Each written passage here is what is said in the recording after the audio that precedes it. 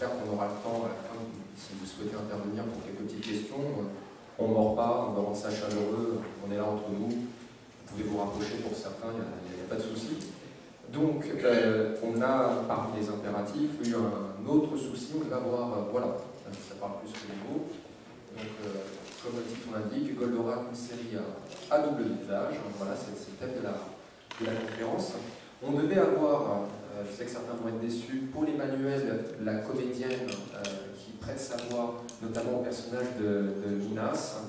Malheureusement, elle a eu un petit souci de santé qui explique son absence ici. Malgré tout, on parlera quand même d'elle et de son mari qui ont été quand même très influents dans le dessin animé. On verra quand même quelques anecdotes. Et ne perdons pas plus de temps, je vous présente donc Jacques Anestrier, qui fait partie des personnes qui ont contribué à l'arrivée de Goldorak en France. C'est lui qui a distribué le dessin animé pour Antenne 2, France 2, je dis France 2 parce qu'il y a aussi des jeunes, et c'était Antenne 2 à l'époque. Et Jacques Anestrier, c'est aussi à lui qu'on doit, en France, à la télévision française, l'arrivée de séries comme Albator, Candy, entre autres. Voilà, de prendre place. On va se rapprocher. Nous avons aussi Pierre Faviez, donc responsable éditorial de la chaîne Manga pour AB Productions, qui va aussi nous aider à se rappeler un petit peu de tout ça. Donc au niveau de la conférence. Et puis, et si vous avez des questions, vous n'hésitez pas à intervenir. Voilà. Donc, on va rentrer dans le sujet. Quand je vous dis Jacques Anestrier, c'est vrai que pour certains, peut-être que le nom de Pictural Film vous dit quelque chose, pour d'autres pas, mais c'était en fait la société que possédait donc Jacques Anestrier, j'ai envie de dire, dans une époque assez maintenant lointaine, n'est-ce pas? Voilà. Et comme la conférence porte sur, on va dire, le double aspect de Goldorak, on rentre dans le vif du sujet. À l'époque, clairement, vous avez eu beaucoup de levées de boucliers. On ne peut pas dire que Goldorak, ça a été une entrée facile à la télévision française, loin de là. Et puis, ce que les gens savent surtout, c'est que donc, la maman d'Antoine Decaux, Jackie Joubert, qui était la responsable des programmes jeunesse de la chaîne à l'époque, avait accueilli le dessin animé. Mais ce que les gens savent moins, c'est qu'elle n'était pas spécialement favorable et n'était pas la seule à être spécialement favorable. Goldorak se faisait déjà des ennemis, j'ai envie de dire. Oui, en effet. Ce qui s'est passé à l'époque, c'est une époque quand même qui paraît un peu la préhistoire aujourd'hui. Je suis un peu un dinosaure de la télévision. Il est bien évident qu'à cette époque-là, il n'y avait pas de dessins animés et de programmes enfants sur les chaînes de télévision. Il passait des dessins animés de temps en temps, et il y avait des séries comme Nounours, comme Le Ménage Enchanté, qui avait un certain succès auprès des enfants, mais il n'y avait pas de programme dans l'après-midi de magazine enfants. Et pour la première fois, Antenne 2 a décidé de créer un magazine enfant. Et à cette époque-là, donc, comme j'étais en rapport avec les Japonais depuis pas mal de temps et qui m'envoyaient régulièrement un programme, j'ai pris Candy Candy, qui était un programme assez facile, et la chaîne l'a pris immédiatement. Bon, là-dessus, la chaîne a aussi pris Goldorak, pensant qu'effectivement ça pourrait avoir un gros succès. Et puis 6 mois après, comme l'a dit Louis, la direction a changé, Jacqueline Joubert est arrivée, et voyant Goldorak, a dit jamais la chaîne de télévision Antenne 2 passera ce dessin animé. Et il y avait vraiment une opposition très, très virulente, aussi bien de la part de Jacqueline Joubert que même à l'intérieur de la chaîne.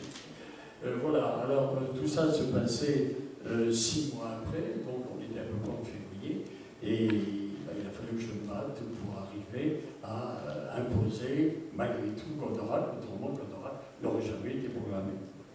Il paraît même qu'il avait été surnommé Gueule-Dora, c'est vrai? Ah oui, ça c'est qu'elle me disait Goldorak, moi je l'appelle Gueule-Dora. Et puis il y avait une chanson la chanson de générique qu'avait écrite Pierre Delanoë, et malheureusement certain moment le robot qui vient pour défendre notre race. Alors immédiatement, à l'intérieur d'Antenne 2, les syndicats de techniciens ont dit que Antenne 2 va programmer pour les enfants un dessin animé raciste, mon Dieu, mais quelle horreur. Tout était contre Goldorak. Il est bien évident qu'on pensait que c'était une série qui allait passer aux oubliettes, et puis le miracle s'est produit. Je suis arrivé quand même, à force de... Bon, ça faisait 15 ans que j'étais dans le métier, j'avais pas mal de relations dans les chaînes, et je suis arrivé quand même à insister, et on a programmé Goldorak le 4 juillet, et pensant que les enfants étaient en vacances, juillet, août, personne n'aurait vu Goldorak, en septembre on aurait dit, ça n'a plu à personne, il n'y a pas eu d'audience, on le supprime de l'antenne. Et puis le miracle s'est produit, c'est que tous les enfants ont vu Goldorak, et en septembre c'était un succès considérable. Voilà l'histoire. Mais quelle bagarre avant que ça sorte. Alors c'était même le 3, je crois, la Chapinari, bon, je sais que certains savent que c'était le 3 juillet, la première diffusion le même jour, en même temps que le lancement de Récréa, une espèce de double événement, puisqu'il y avait Gérard Chambre, un comédien, et Dorothée qui l'ont présenté. Dorothée, qui était une jeune comédienne, et qui démarrait, Jacqueline Joubert l'avait engagée pour présenter Récréa 2. Et c'était, justement, un magazine pour enfants avec un plateau et des dessins animés et différentes séquences. C'était très, très, très nouveau. Maintenant, on est habitué, tous les jeunes font ça. Mais à l'époque, on n'avait jamais vu ça. Alors, on avait les parents et certains comités, associations de défense de téléspectateurs, etc., qui détestaient Goldorak, la presse qui s'est emparée de tout ça aussi, parce qu'on ne connaissait pas très bien cet univers. C'est vrai qu'on sortait quand même, vous le disiez, de vagues programmes jeunesse. On a eu Tex Avery, on a eu quelques Hanna-Barbera, on avait Casimir qui nous faisait ses recettes dans la chaîne d'en face, et tout ça était quand même un peu coloré, guimauve, gentillet, donc d'avoir un robot un peu samouraï qui fracasse tout autour de lui, violent, dit-on, mais ça a quand même un peu bouleversé tout le paysage. Et donc, si mes souvenirs sont bons, il semblerait qu'il y avait eu une grève donc des syndicats, paraît-il, en interne. On est venu à s'opposer totalement, quoi. Les gens ne voulaient pas bosser s'il y avait du Goldorak, quoi. C'est quand même invraisemblable, cette histoire. Oui, c'est ce que je disais tout à l'heure. Les techniciens, mais c'était à cause de la chanson, et puis l'agressivité, bien entendu, de Goldorak. La raison du succès, c'était que c'était la première fois qu'on voyait ça. C'était la première fois, d'une part, c'était un feuilleton avec des personnages récurrents, avec une suite, et d'autre part, c'était le feuilleton. Le feuilleton avec une certaine action, avec une animation très très forte, et on n'avait jamais vu ça. C'est pour ça que le succès était garanti, et c'était le seul. C'est pour ça que Goldorak, s'il y avait eu 5-6 robots en concurrence, peut-être qu'il n'y aurait pas eu le même succès. Tandis que là, c'était la première fois que les enfants voyaient ça, et ça a été un boom extraordinaire. On faisait 98% d'audience. Voilà. Et justement, à propos du succès de Goldorak, on va aussi poser la question à Pierre Fabiez. Il y a le succès à l'époque, il y a le succès encore aujourd'hui, parce que est-ce qu'on peut affirmer que c'est une série qui continue de séduire des générations? Ça, on a envie de le savoir un petit peu, mais apparemment, donc vous avez pu enfin diffuser cette série après une longue bataille judiciaire. On ne va pas en parler ici, c'est un long débat, c'est cette histoire. Donc, quelle est depuis la réaction du public? Est-ce que c'est que des trentenaires, des cadras qui regardent Goldorak aujourd'hui? Et est-ce que tu peux nous dire un peu les réactions, et y compris aussi un état des lieux du paysage vidéo, puisque AB a fini par acquérir les droits DVD, entre autres. D'accord. Quand j'ai appris qu'on avait acquis les droits de Goldorak, je ne croyais pas, parce que j'ai appris ça un peu à la fin de la course. Et j'ai appris ça 6 mois avant qu'on diffuse la série sur manga.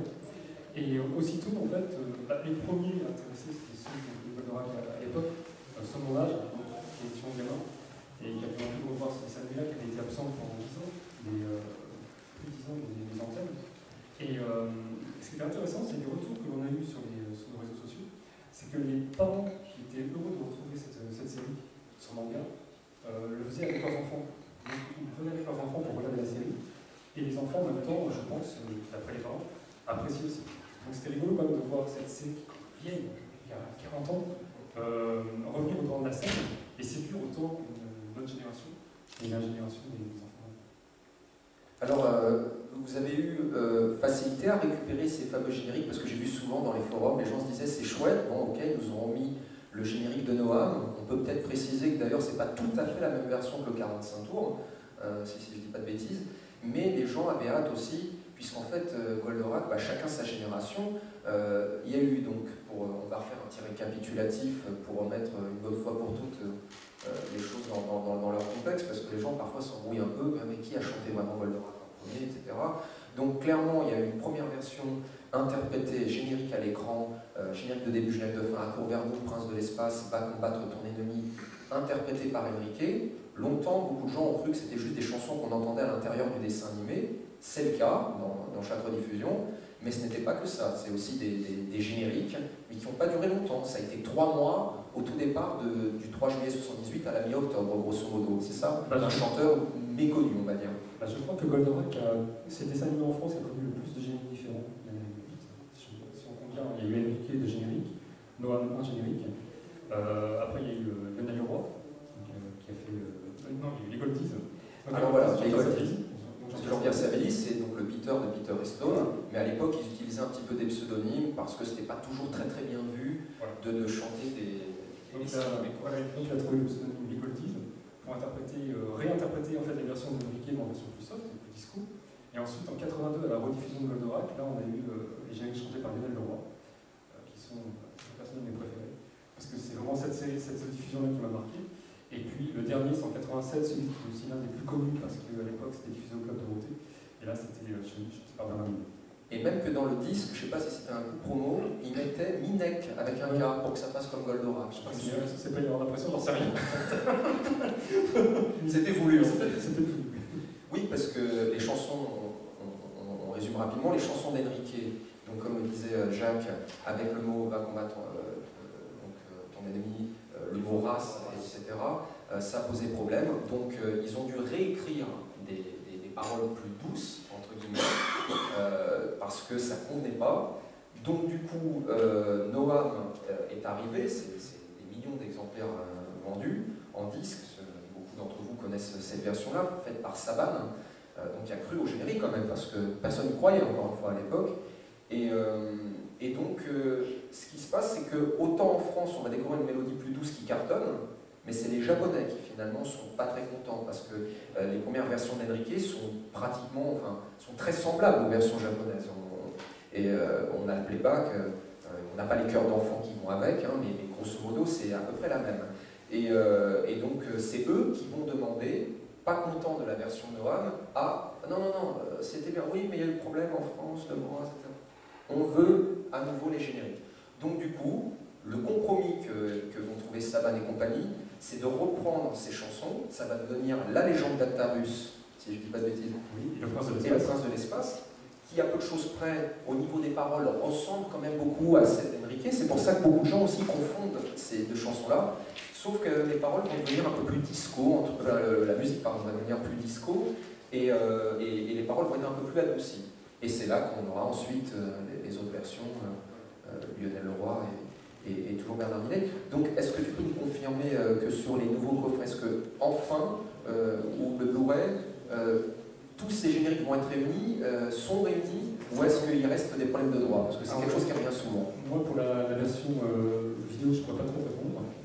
Par contre, ce que je sais, c'est que les génériques de Noam ont été conservés, les génériques japonais forcément aussi. Mais, et après, je crois qu'il y a eu des versions réorchestrées et réinterprétées par Jean-Pierre Savelli pour la légende d'Actarus et le prince de l'espace. Et Bernard Minet. Voilà. Il reste malheureusement deux génériques absents, c'est L'aventure continue et La justice de Goldorak chantée par Lionel Leroy. Là, je ne sais pas trop, c'est peut-être aussi des problèmes de droit. Alors, attardons-nous maintenant sur la version française et les ennemis de Goldorak, c'est la thématique. Clairement, dans ce dessin animé, Michel Gatineau, à l'époque, qui est la voix de Procyon, mais aussi de Charles Ingalls dans La petite maison dans la prairie, qui est aussi le narrateur, notamment quand il y a les bons titres de Goldorak, je veux dire, c'est lui qui va s'occuper de cette version française avec Jean-Pierre Stemmer. Et c'est un point important qu'on voudrait souligner pour la dernière ligne droite de cette conférence, c'est cette VF et les ennemis. Au Japon, c'est totalement différent. On peut dire pratiquement qu'en France, on s'est réapproprié totalement un dessin animé. Pourquoi? Parce que les noms, par exemple, d'attaque sonnent plus fort en japonais, etc. Et en France, déjà à l'époque, il y a une tentative de reprendre un peu le dessin animé, de le faire un peu à leur sauce.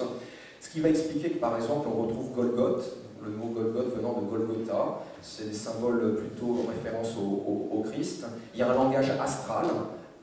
Actarus, par exemple, vient de Arcturus, précisément. Mizar, Rigel, etc., ce sont des noms d'étoiles, voilà, des astres. Il y a un côté aussi mythologique, à travers certains noms. Pensez à Minos, Vénusia, Vénus, etc. Donc, clairement, on a une autre version du dessin animé.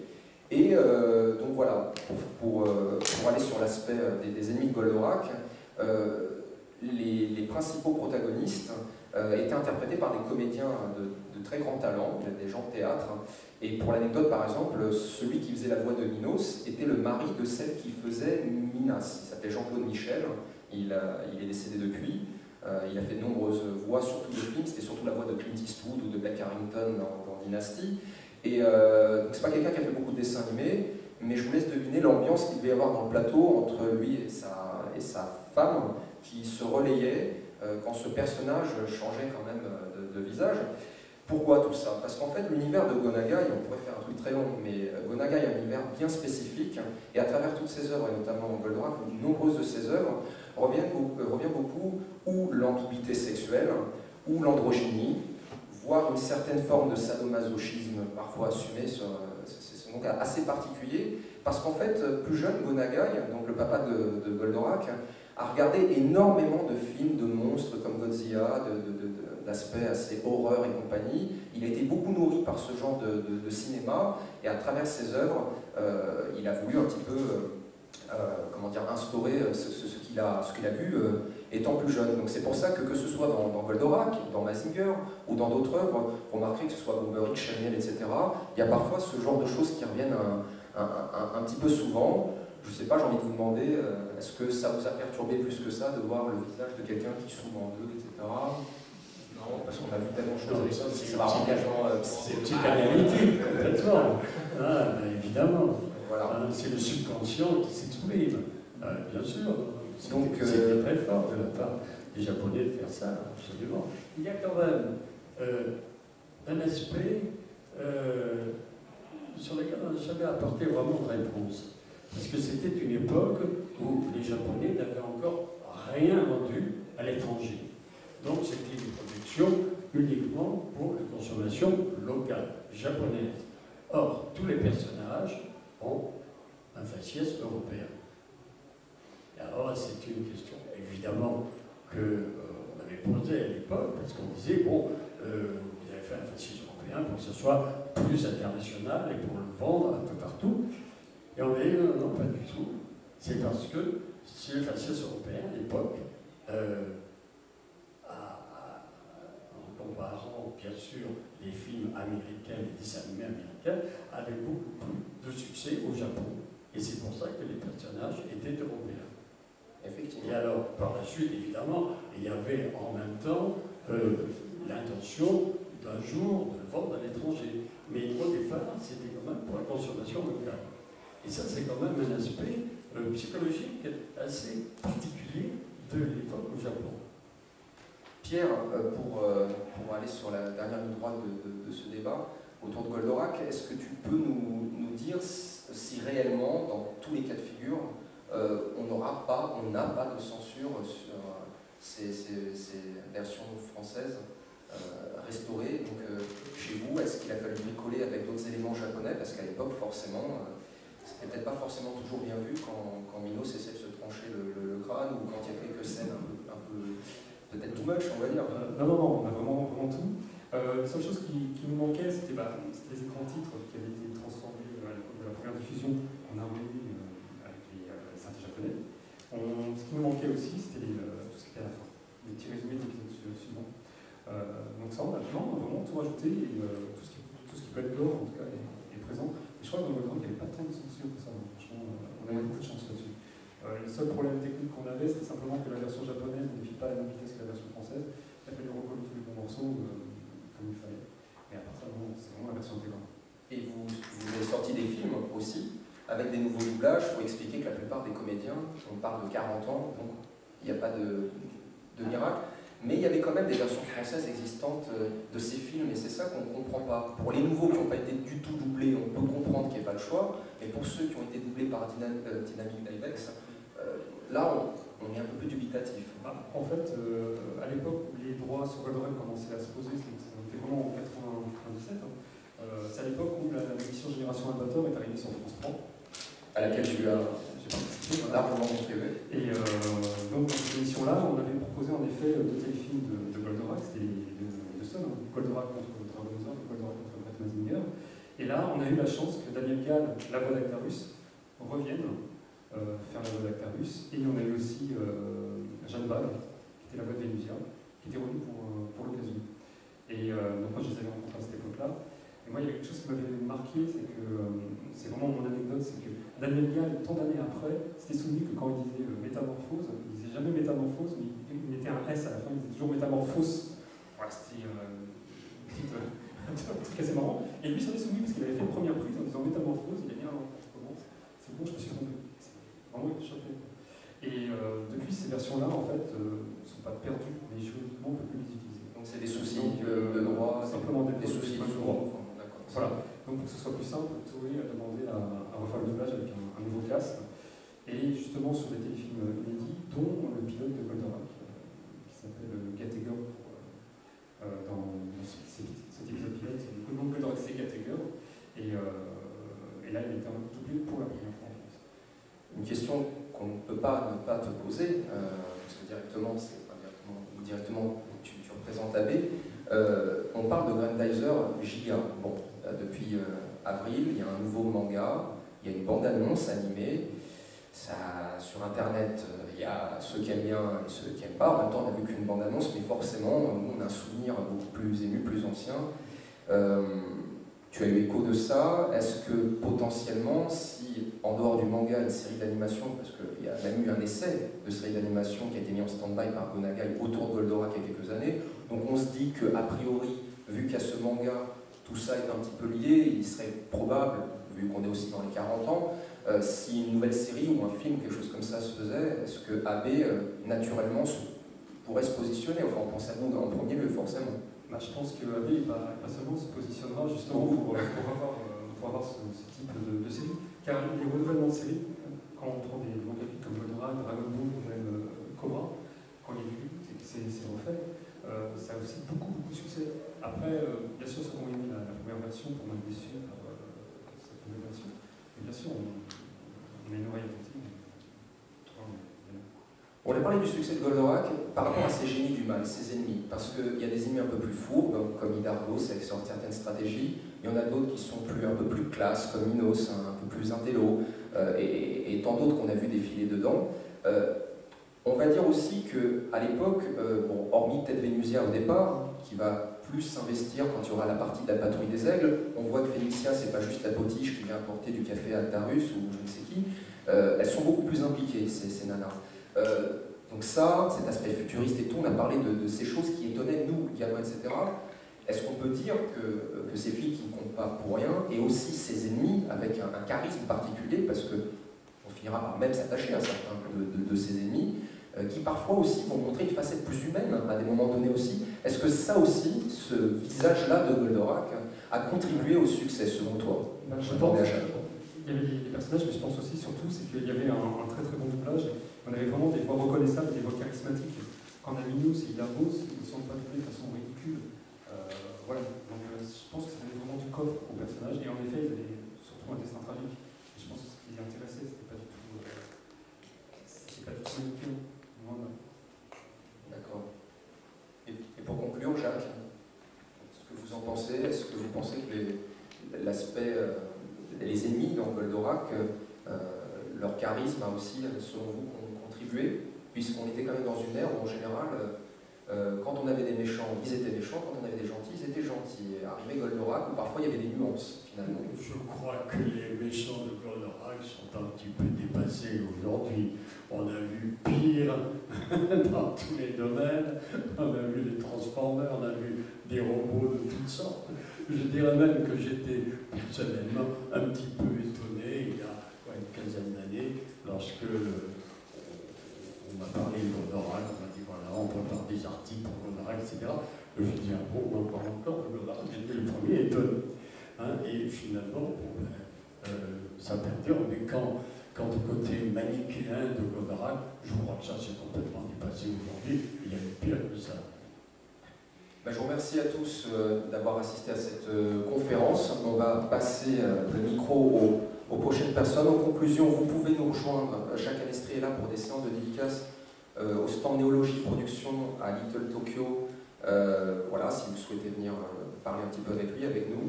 Et je vous montre aussi notre magazine. Le 2 va arriver cet été sur la culture geek et plusieurs sujets, dont un dossier Goldorak à l'intérieur de ce numéro pour les grands enfants. Et sachez aussi qu'en attendant que peut-être un livre, qui sait, un jour sortira sur Goldorak très complet, une encyclopédie, vous avez déjà Génération Galactique qui est disponible, un hors-série 10e planète, pour ce qui est de ces dernières années, sur les robots japonais, David Mourier qui s'est tapé un petit délire sympa de limiter les flux au point du monde avant Internet et très très très Goldorak. Celui-là, je ne pense pas qu'on va lui faire des pubs, c'est un vieux torchon des années 80 à 5 seul avec Goldorak qui ne sert à rien, qui a fait plaisir à des psychologues en mal d'articles. Et il y a le coffret DVD évidemment de Goldorak, le Blu-ray, voilà, différents éléments. Il y a eu un très très beau hors-série aussi, il y a un mélange, je ne sais pas ce que vous en pensez, mais en tout cas en ce qui nous concerne, on aimerait voir un peu plus de Goldorak sur nos écrans, hormis juste l'ancienne série, pourvu que la nouvelle, si elle se fait, ravira un maximum de monde. Merci à vous tous. Désolé, on aurait bien voulu vous passer la parole, mais le temps nous a un petit peu imparti. Donc voilà, merci beaucoup.